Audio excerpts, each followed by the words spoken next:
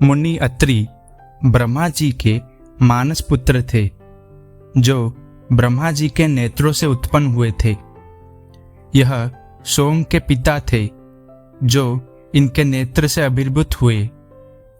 इन्होंने कदम्ब जी की पुत्री अनुसुईया से विवाह किया था, जो एक महान पतिव्रता के रूप में विख्यात हुई। पुत्र उत्पत्ति के लिए इन्होंने त्रक्स पर्वत पर पत्नी अनुसुईया के साथ घोर तप किया था, जिस कारण इन्हें त्रिमूर्तियों की प्राप्ति हुई, जिनसे त्रिदेवों के अंश रूप में दत्त, विष्णु, दुर्वासा, शिव और सोम ब्रह्मा उत्पन्न हुए। तो चलिए जानते हैं मुनि अत्रि और माता अनुसुईया के बारे में।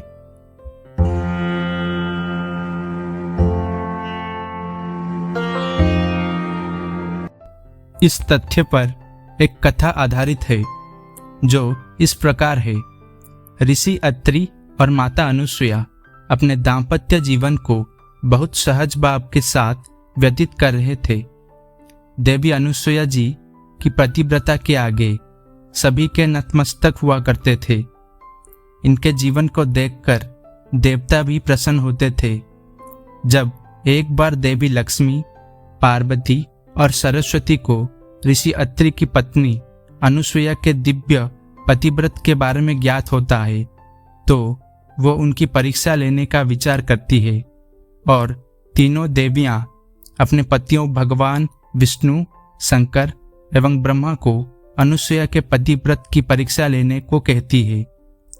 विवश होकर त्रिदेव अपने रूप बदलकर एक साधु रूप में ऋषि अत्रि के आश्रम में जाते हैं और अनुसुईया से भिक्षा की मांग करते हैं, पर वो एक शर्त रखते हैं कि भिक्षा निर्वस्त्र होकर देनी पड़ेगी।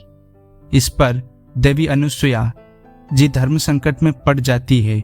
यदि भिक्षा ना दी तो गलत होगा और देती है तो पतिव्रत का अपमान होता है।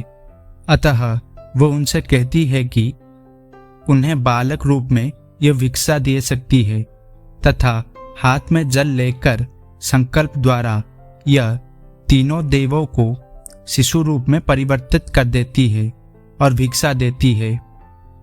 इस प्रकार तीनों देवता ऋषि अत्रि के आश्रम में बालक रूप में रहने लगते हैं और देवी अनुसुईया माता की तरह उनकी देखभाल भी करती है।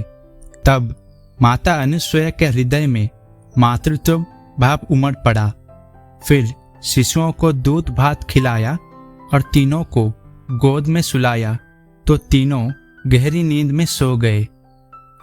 अनुसुईया माता ने तीनों को झूले में सुलाकर कहा, तीनों लोकों पर शासन करने वाले त्रिमूर्ति मेरे शिशु बन गए, मेरे भाग्य को क्या कहा जाए। फिर वो मधुर कंठ से लोरी गाने लगी। उसी समय कहीं से एक सफेद बैल आश्रम में पहुंचा और एक विशाल गरुड़ पंख फड़फड़ाते हुए आश्रम पर उड़ने लगा और एक राजहंस कमल को चोंच में लिए हुए आया और आकर द्वार पर उतर गया।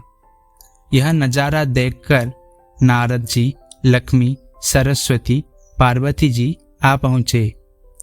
नारद जी ने विनयपूर्वक माता अनुसुईया से कहा, माते, अपने पतियों से संबंधित प्राणियों को आपके द्वार पर देखकर ये तीनों देवियां यहाँ पर आ गई हैं। ये अपने पतियों को ढूंढ रही थी। इनके पतियों को कृपया इन्हें सौंप दीजिए।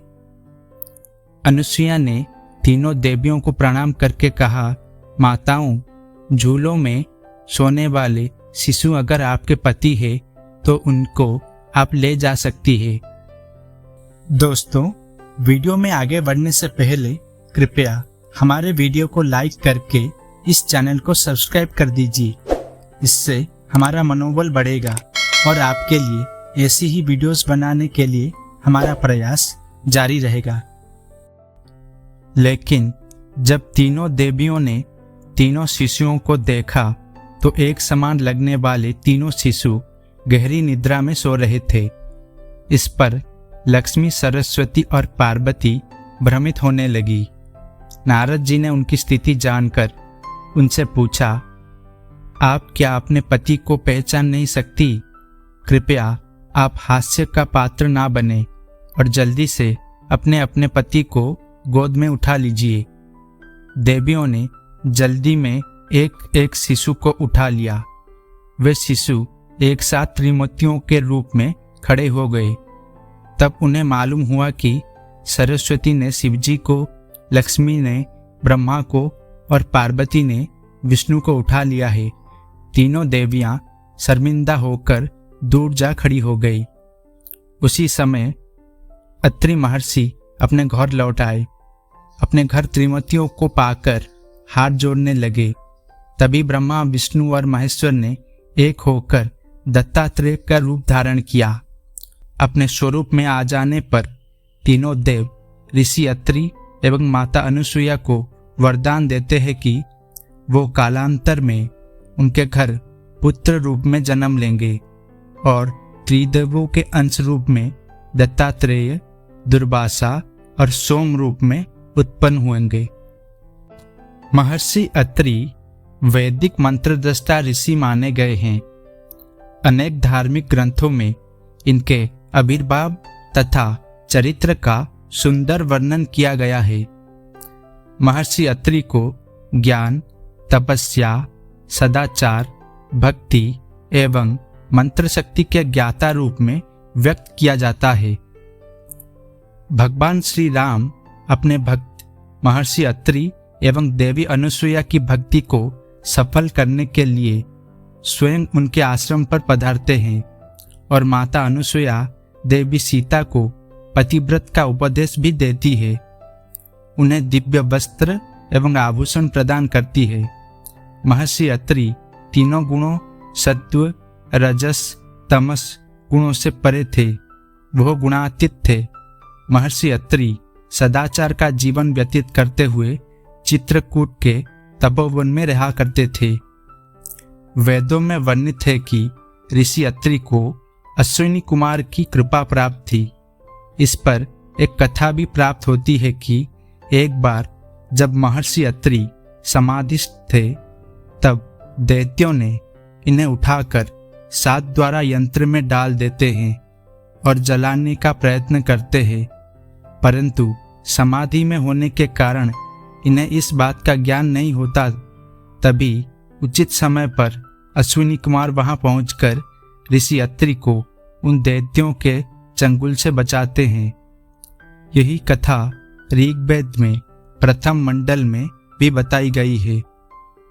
अगर आपको ये वीडियो पसंद आया तो कृपया लाइक, शेयर और सब्सक्राइब जरूर कीजिएगा। राधे राधे।